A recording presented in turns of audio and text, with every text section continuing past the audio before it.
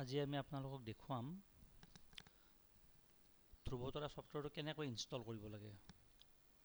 প্ৰথমে ধৰকচোন আমি আপোনালোকক এতিয়া দিব পাৰোঁ যে গুগল ড্ৰাইভত এই দুটা ফাইল দিব পাৰোঁ আপোনালোকক। ধৰি লওক এইটো হ'ল ধ্ৰুৱতৰা ছফ্টৱেৰৰ দুটা ফাইল। মই আপোনালোকক পঠিয়াই দিওঁ গুগল ড্ৰাইভত। এটা ফাইল থাকিব ফল্ডাৰ তাৰমানে ইম্পৰ্টেণ্ট ছফ্টৱেৰ আৰু এটা হ'ল ধ্ৰুৱতৰা exe। দুটা ফাইল দিয়া যায়। এতিয়া কথাটো হ'ল কি, আমি ইয়াক এক্সট্ৰাক্ট কৰি ল'ম। ধৰি লওক এই ইম্পৰ্টেণ্ট ছফ্টৱেৰ ফল্ডাৰটো ইয়াক চুই দিলোঁ, চুই ৰাইট ক্লিক কৰিব লাগে আমাৰ মাউচত। ৰাইট ক্লিক কৰিলে এনেকুৱা এটা অপশ্যন আহিব। এনেকৈ অহাৰ পিছত আপোনাৰ ধৰকচোন ইয়াত দিব এক্সট্ৰাক্ট টু ইম্পৰ্টেণ্ট ছফ্টৱেৰ। ইয়াতে আমি ক্লিক কৰি দিম। এতিয়া এই ফল্ডাৰকেইটা আপুনি এইটো হ'ল উইনাৰ এটা ছফ্টৱেৰ পায়, উইনাৰ বুলি কোৱা যায়।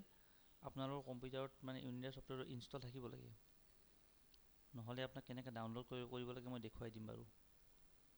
এইটো হ'ল ফল্ডাৰ হৈ গ'ল, ঠিক আছে। আৰু এটা হ'ল ধ্ৰুৱতৰা exe। মই দেখুৱাই দি আছোঁ ৰ'ব।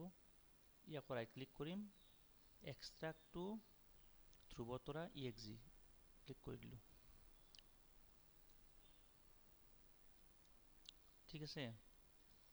এতিয়া কথাটো হ'ল কি, ইম্পৰ্টেণ্ট ছফ্টৱেৰত আমি কি থাকিব ভিতৰত এটা থাকিব, এনেকৈ দেখা পাব। এইটো থাকিব, নেক্সট এনেকৈ থাকে, ইয়াৰ ভিতৰত আছে ন। আমি ইয়াৰ বাহিৰত যোনটো ছফ্টৱেৰ আছে ইম্পৰ্টেণ্ট ছফ্টৱেৰ, এইটো আমি প্ৰথমতে কপি কৰি ল'ম। কপি কৰি আমি ই ড্ৰাইভত পেষ্ট কৰিম। তাৰমানে আমাৰ এইটো E drive, C drive, D drive, E drive লিখা আছে, ই লিখা আছে। অ'পেন কৰি ল'লোঁ। অ'পেন কৰি লৈ ইয়াক আমি পেষ্ট কৰি দিলোঁ। ই ড্ৰাইভত আমি তাৰমানে ছফ্টৱেৰৰ এই ইম্পৰ্টেণ্ট ছফ্টৱেৰৰ ফল্ডাৰটো পেষ্ট কৰি দিম।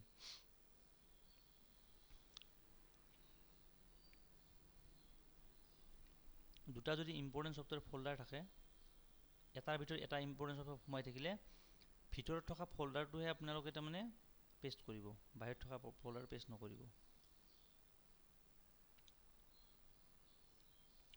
যেনেকৈ জাষ্ট আমি এনেকৈ ক্লিক কৰিলে যেন গোটেইখিনি অ'পেন হৈ যায় তাৰমানে, ঠিক আছে। এইখিনি দৰকাৰ নাই বাৰু, এইবিলাক বস্তু দৰকাৰ নহয়। এইকেইটা আমাৰ এনে ছফ্টৱেৰত মই দিয়া নাযায় এইকেইটা বস্তু। আমাৰ এইখিনি বস্তু থাকে আমাৰ। আমি প্ৰথমতে কি কৰিম গম পাইছেনে? প্ৰথমতে আমাৰ প্ৰথম DTP ইউনিকোড ডিটুলটো আমি ইনষ্টল কৰি দিওঁ। ইয়াত ক্লিক কৰিব, DTP ইউনিকোড ডিটুল। ইয়াতে প্ৰথমতে আমি ষ্টেপ বাই ষ্টেপ তাৰমানে DTP ইউনিকোড ডিটুল ইয়াতে আমি ডাবল ক্লিক কৰি দিম। মোৰ ইনষ্টল আছে, তথাপিও তাৰমানে মই একবাৰ তাৰমানে ইনষ্টল কৰি দি দিছোঁ আপোনালোকক। এই ইনষ্টল হৈ গ'ল, ঠিক আছে। 1 নম্বৰ ষ্টেপ। 2 নম্বৰ ষ্টেপ হ'ল ফণ্টকেইটা। গোটেইকেইটা ফোনত চিলেক্ট কৰি ল'ব। যেনে ধৰকচোন কণ্ট্ৰল আৰু A প্ৰেছ কৰিলে হয়, বা এনেকৈ গোটেইকেইটা চিলেক্ট কৰিলে হয়। কৰি আমি ৰাইট ক্লিক কৰিম, ইনষ্টল ফৰ অল ইউজাৰ্ছ বা ইনষ্টল যিকোনো এটা ক্লিক কৰি দিলে হ'ল। মই ক্লিক কৰি দিম, মোৰতো ইনষ্টল আছে আগতে, গতিকে এনেকৈ দি পেলাই মই গোটেইখিনি কাম কৰি দিম। চাই থাকিব ধুনীয়াকৈ, মই কৈ আছোঁ আপোনালোকক। বেক কৰি দিলোঁ, পেষ্ট দিছ আইটেম ই ড্ৰাইভ এনেকৈ ক্লিক কৰিম, গোটেইকেইটা চিলেক্ট কৰি ল'ম। চিলেক্ট কৰি পিনে আমি কপি কৰি ল'ম, ঠিক আছে। 3 নম্বৰ ষ্টেপটো হ'ল কি, আমাৰ ই ড্ৰাইভ, ঠিক আছে। ইয়াক অ'পেন কৰি পেলাই আমি ইয়াতে পেষ্ট কৰি দিম। পেষ্ট হৈ গ'ল, ঠিক আছে। তাৰপিছত বাকী কাম থাকিব আমাৰ এডব ৰিডাৰটো ইনষ্টল কৰিব লাগে। এডব ৰিডাৰ, এইটো এডব ৰিডাৰ। এডব ৰিডাৰটো আমাৰ ইনষ্টল কৰিব লাগে। ডাবল ক্লিক কৰি দিলোঁ, য়েছ কৰি দিলোঁ।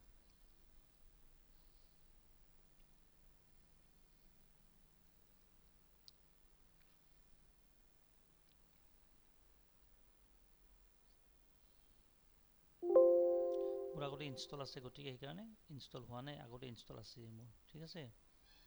যে নহওক, বাকীবিলাক দৰকাৰ নাই, আপোনাৰ কম্পিউটাৰত ইনষ্টল হৈ গ'ল। কিন্তু আকৌ এটা ইনষ্টল দৰকাৰ, সেইটো হ'ল MS Office 2007।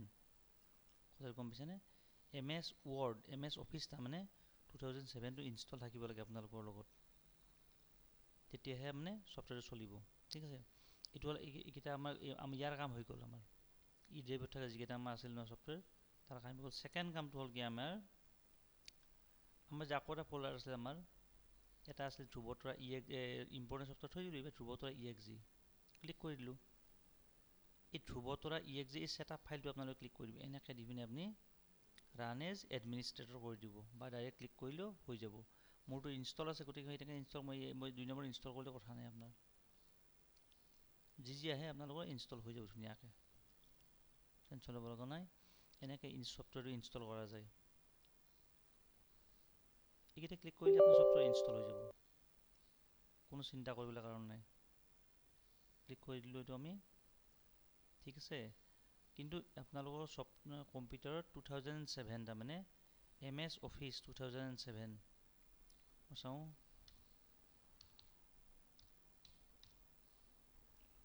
অফিচ এয়া MS Office Word 2007 যেনেকৈ আছে, 13ও আছে মোৰ। তাৰপিছত গতিকে তাৰমানে MS 2007টো ইনষ্টল থাকিব লাগিব, তেতিয়াহে আপোনালোকৰ Office 2007টো ইনষ্টল থাকিলে আপোনালোকৰ কম্পিউটাৰ চলিব। এইটো হ'ল Office 2007।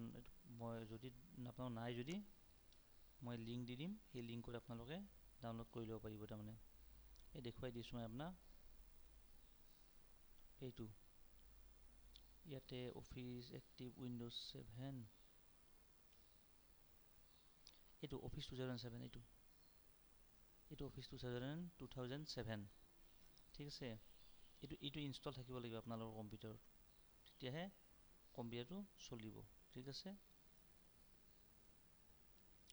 এইখিনি হ'লে আপোনালোকৰ ছফ্টৱেৰ চলি যাব। লগতে আপোনাৰ ধৰকচোন যিসকলৰ পেন ড্ৰাইভ আছে, পেন ড্ৰাইভত চলাওক। এই ফল্ডাৰটো আহিব আপোনাৰ এতিয়া, এইটো ফল্ডাৰ।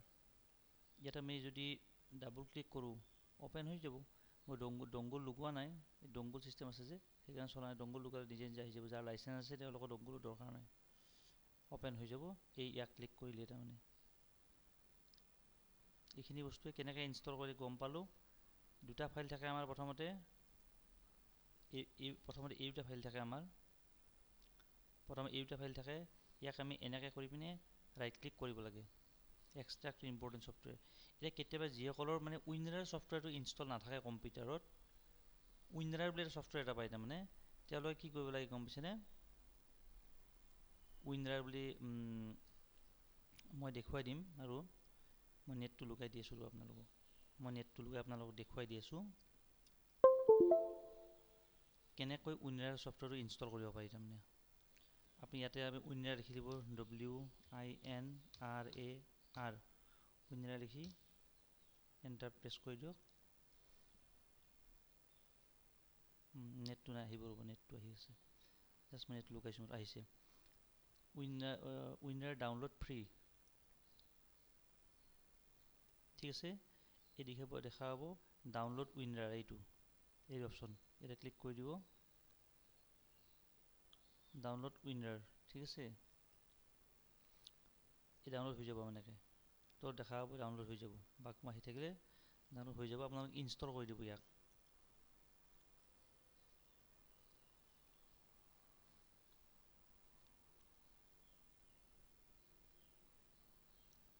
এনে দৰকাৰ নহয়, আপোনালোক যিসকলৰ তাৰমানে ছফ্টৱেৰ হেৰি কৰাৰ কাৰণে এনেকুৱা ফাইল, তাৰমানে এনেকুৱা ধৰণৰ ফাইলবিলাক আমাৰ হেৰি কৰাৰ কাৰণে এনেকুৱা চিম্বলটো দেখিছেনে? এনেকুৱা চিম্বল থকা যিবিলাক ফাইল থাকে, সেই ফাইলবিলাক মানে উইনৰাৰ থাকিলেহে কাম কৰিব, নহ'লে ইয়াক ডাবল ক্লিক কৰি ইনষ্টল দি দিলে আপোনালোকৰ কাম হৈ যাব, ঠিক আছে। যদি কামবিলাক মই আপোনালোকক কৰি দিব লগা নহয়, তেতিয়া আপুনি AnyDesk বুলি